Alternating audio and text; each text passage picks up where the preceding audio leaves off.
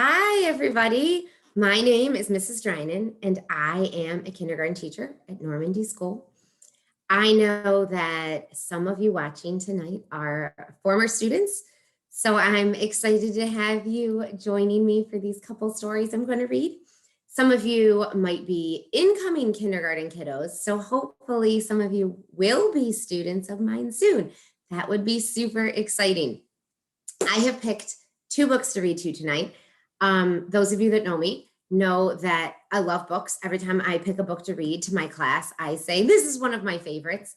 So tonight I have for you a couple of Drinan family favorites. I have two kiddos who are now big high school kiddos, but they help me pick the books I'm going to read to you tonight.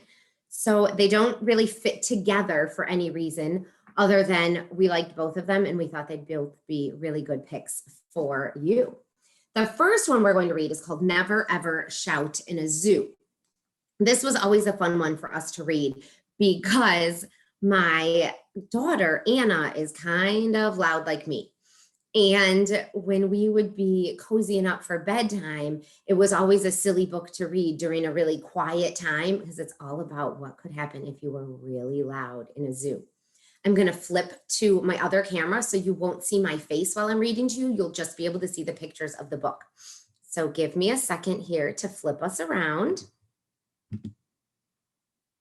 And here we go. Never Ever Shout in a Zoo by Karma Wilson, illustrated by Doug Cushman. So that's who drew the pictures. The sign says zoo. Bears, lions this way, seals that way. Never ever shout in a zoo. There's this little girl with a scoop of chocolate ice cream on a cone. And then she trips. Her ice cream cone goes flying, and there it is on the ground.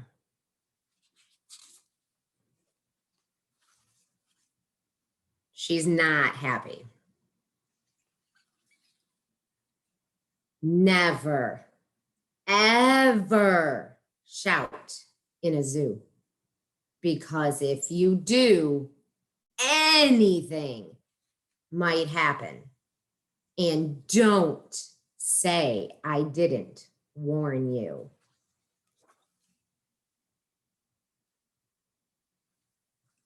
If you shout in the zoo, you might scare a bear, a giant bear, a giant grouchy bear, a giant grouchy grizzly bear that weighs 2,023 pounds.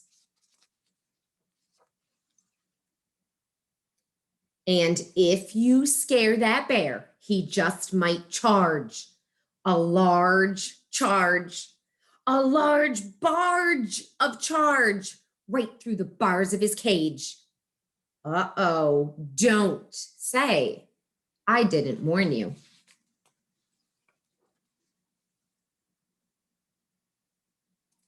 And if that bear gets loose, he might charge past a moose.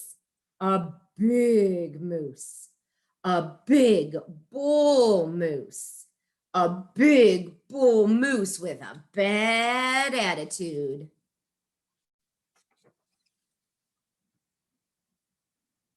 And if that moose sees a bear running loose, he might get an idea, a dreadful idea, a dreadful, disastrous idea.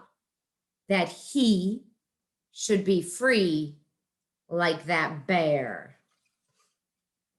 Uh-oh, don't say I didn't warn you.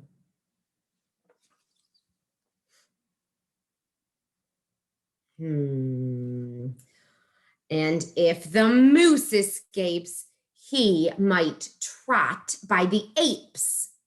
All those apes. All those clever apes, all those clever conniving apes that love to play practical jokes.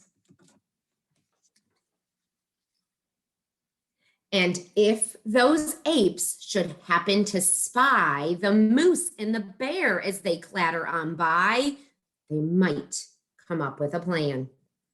A malicious plan. A malicious, mischievous plan to break out like the moose and the bear and set animals loose everywhere. Uh-oh, don't say I didn't warn you. Oh no. And if those apes could do as they please, they'd probably steal the zookeeper's keys.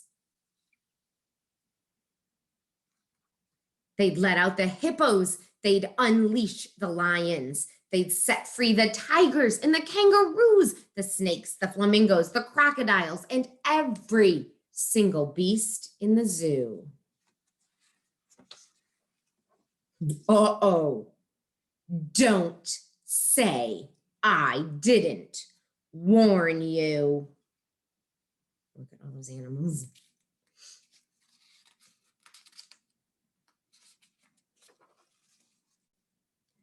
All those creatures would scatter about, all because of a shout. One shout.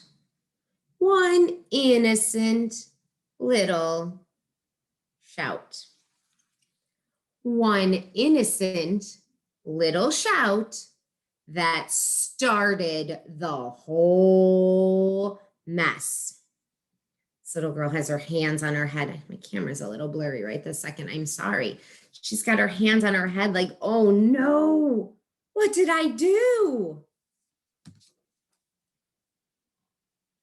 And all those animals running wild might lock up each man, woman, and child at the zoo, including you.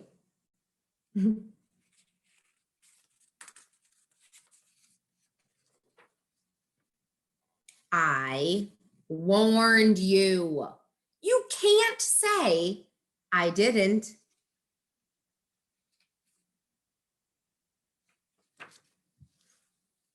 Oh, super grumpy faces. Uh-oh, and there you would be in a pen. Then what would you do to get out? You'd probably shout. But haven't I warned you?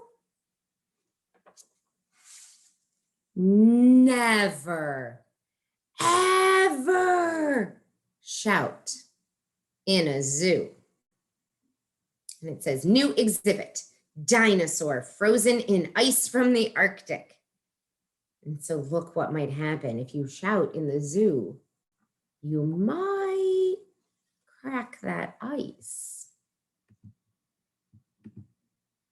I'm flipping back cameras just for a second.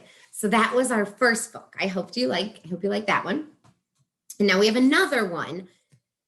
This one is called Once Upon a Time, The End. And the point of this whole book is that there's lots of little stories that you are probably familiar with, but they're super shortened versions so that at bedtime, if you're a kiddo that says, one more story, they're only supposed to take 1 minute or less to read. So this book was purchased for our family by Jax and Anna's grandma and grandpa who live in Chicago. And there might be some cousins listening in tonight also. So you guys, here we go. Grandma and grandpa from Chicago got us this book and it's called Once Upon a Time, The End, Asleep in 60 Seconds. I'm gonna flip the camera again. Okay, here we go. By Jeffrey Klosk and Barry Blitt. Look at this kiddo with the book is still awake. Everybody else is sleeping. These are all story characters. And the reader fell asleep also. Once upon a time. The end.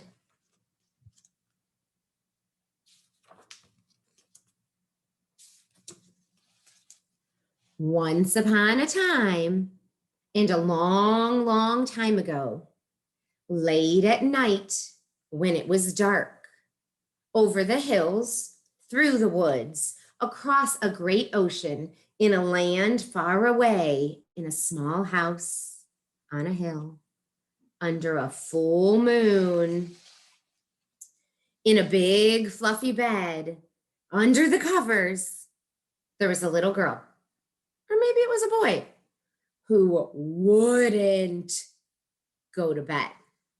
Just one more story, this child cried over and over again. So the noble and tired father obliged, but as he read, he started cutting little words here and there so the stories would go faster and faster and faster until finally the child would be asleep and everyone could live happily ever after. The end. Okay, here we go. I'm going to skip that one just in the interest of time. I don't want you people to be up until 10 o'clock at night listening to me or reading stories. This one's called The Two Little Pigs. Two pigs lived in the forest. One pig built a house out of straw. He was lazy. The other built a house out of stone. He worked hard. A hungry wolf came by and blew down the house made of straw. The pigs hid in the stone house. The wolf said, "Come out, or I'll blow your house away." But the pig said, "No way." The wolf blew and blew, but couldn't do it. He left the forest, and the pigs lived forever together. The end. Time for bed. Okay, here's another one. It's called Small Girl, Red Hood. Okay, so it's a shortened version of Little Red Riding Hood. Small girl, red hood, big wolf in the woods. Grandma's gone. Wolf in her cap, girl at the door, tap, tap. Big ears to hear, big eyes to see, big teeth to eat, girl better flee. Strong woodsman, just outside, spied a wolf, heard a girl's cries. Axe swung, wolf won, and the battle won. I read that wrong, I'm so sorry. Axe swung, wolf run, and the battle won. The woodsman said, "Wow, I'm really tired. How about you?" The end.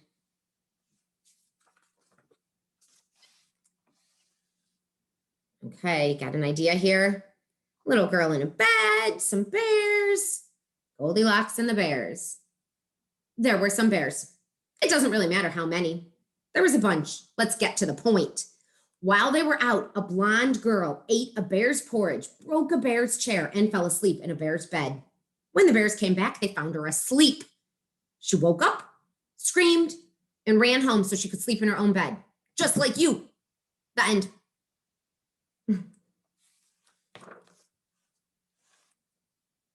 Princess Pea. So this is the story of the princess and the pea. Every young girl wanted to marry the prince.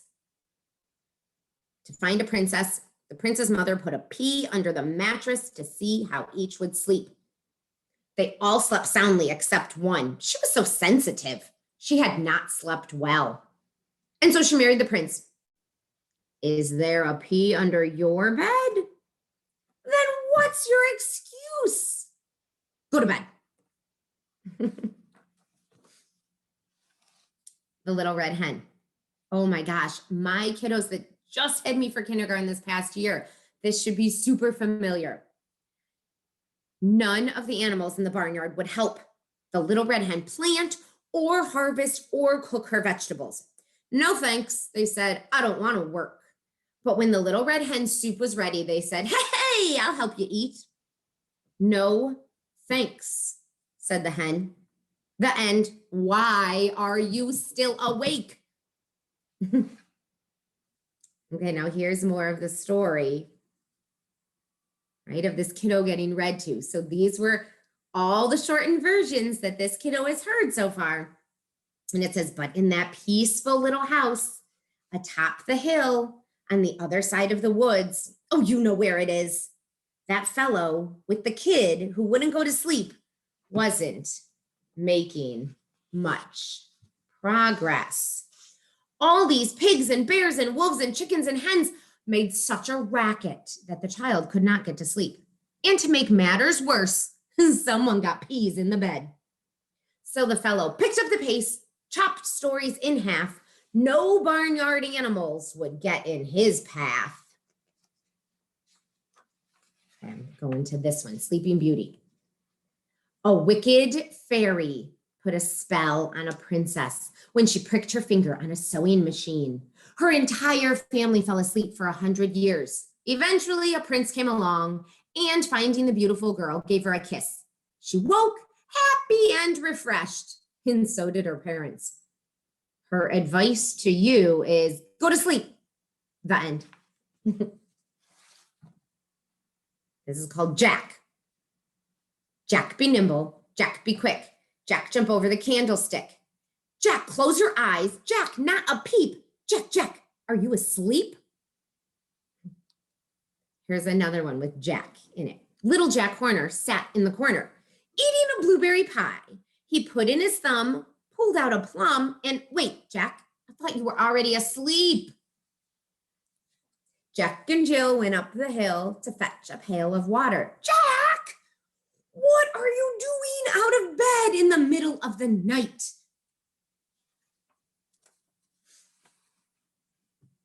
Hickory dickory dock. A mouse ran up the clock. The clock struck 8. Oh my, it's late. So the mouse went straight to bed. Okay, I'm skipping over to this one. The old lady's shoe. There was an old lady who lived in a shoe. She had so many kids, she didn't know what to do. Stories were read until her face turned blue. When kids wouldn't go to bed, she sold them to the zoo. Okay, riddle 1. Why did the chicken cross the road? To go to sleep. Riddle 2. Knock, knock. Who's there? Bed. Bed who? Better go to sleep. And they all lived. The end.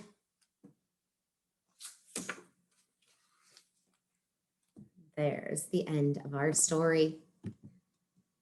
Thank you so much for joining me tonight. I hope you enjoyed those. Those are not books I ever read in my classroom.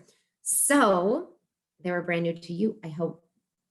Enjoy the end of your summer, all of you. To my kiddos that are joining us tonight here, good luck next year in 3rd grade. I won't get to see you next year. You know who you are. 2nd grade, 1st grade, those of you coming into kindergarten. Oh my gosh, I'm so excited to get to meet you. But enjoy the few days we have left here. Soak up the sun, run and play, and read a lot of books. Thanks for joining me tonight.